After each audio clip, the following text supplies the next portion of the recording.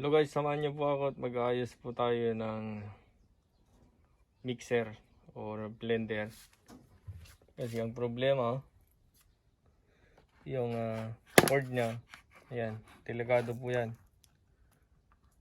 Nakakakuryente. So yung may-ari, nagyan niya ng mga scotch tape, pero hindi po safe pag gano'n. Malamang may alaga silang pusa o aso, nakagat niya ito. So papalitan po natin ng cord nya. So umpisan na po natin. So meron po siyang dalawang screw dito sa ilalim. Yan, isa, dalawa.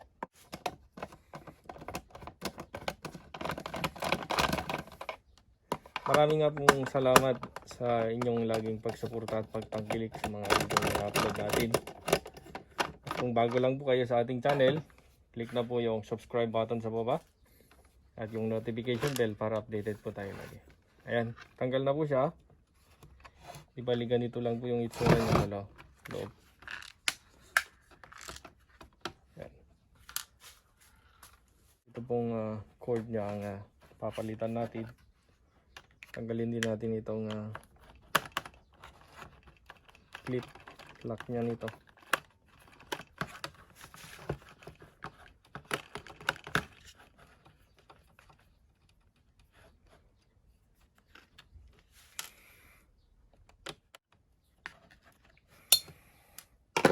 Okay.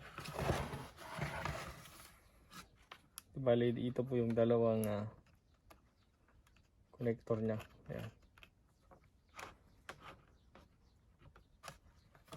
So sa puntong ito, putulin na lang natin at idugtong natin to.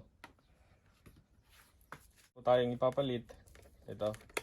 Meron pong ibang wire. Yung cord.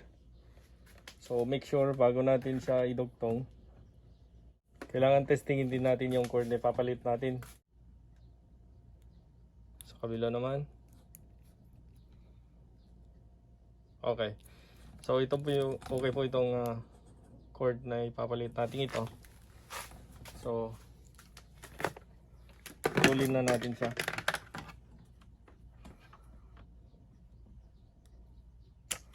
Dito natin sana idugtong kasi wala tayong clip na ganun. Kaya ang remedyo natin, dito na lang tayo magdudugtong.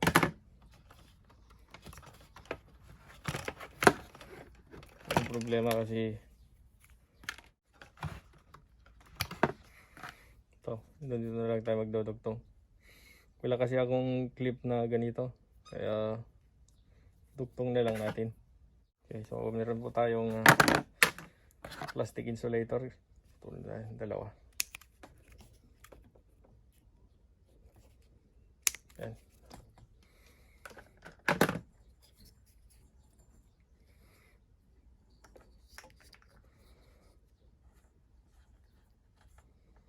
Yan.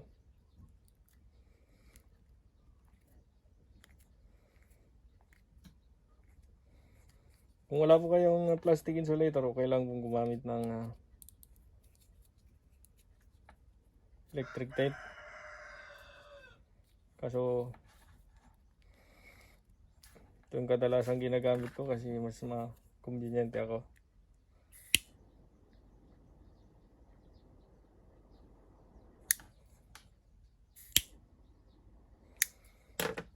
Sa kabila naman.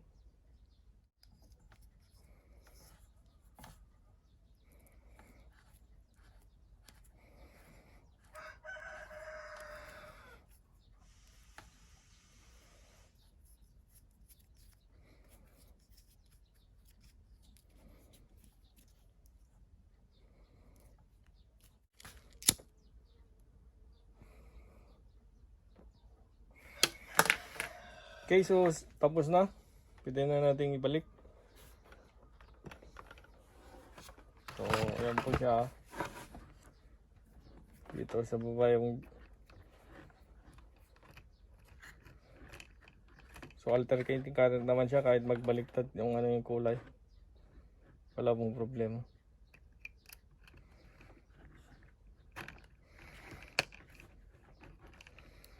Okay. Tapos idaan din natin doon sa clip kasi importante yon. Minsan nahuhugot-hugot kasi itong wire niya.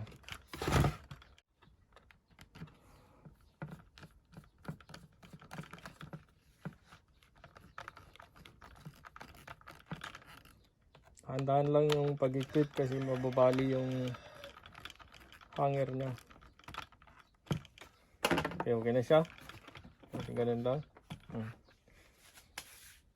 Ito po yung switch na pag nadidiinan, ito po yung nag-automatic switch. Kaya pag hindi nakalagay, nakapatong itong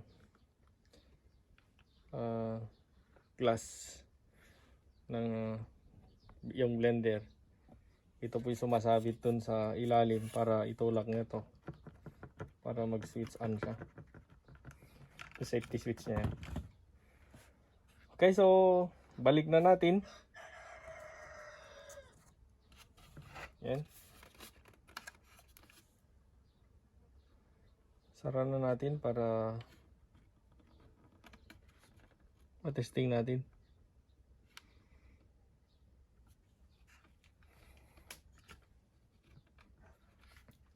Okay.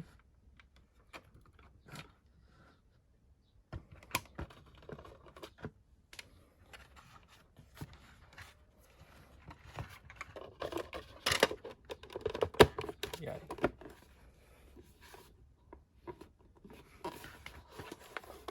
Bali ganyan po siya.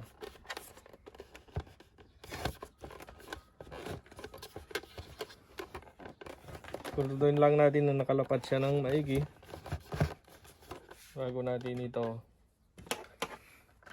isara.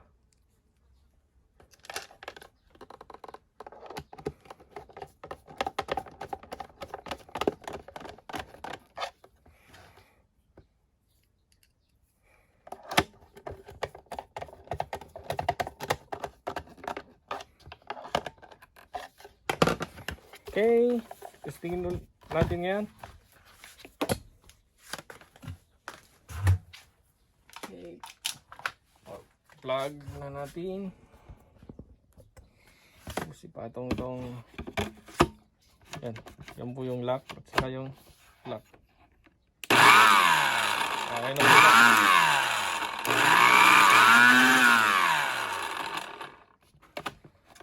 Okay, so successful po. Marami pong salamat sa inyong pagtangkilik sa ating video. At check nyo din po yung mga iba pang video na upload natin na may kinalaman sa electronic appliances repair. Ito po muli ang Joy Networks. Marami pong salamat.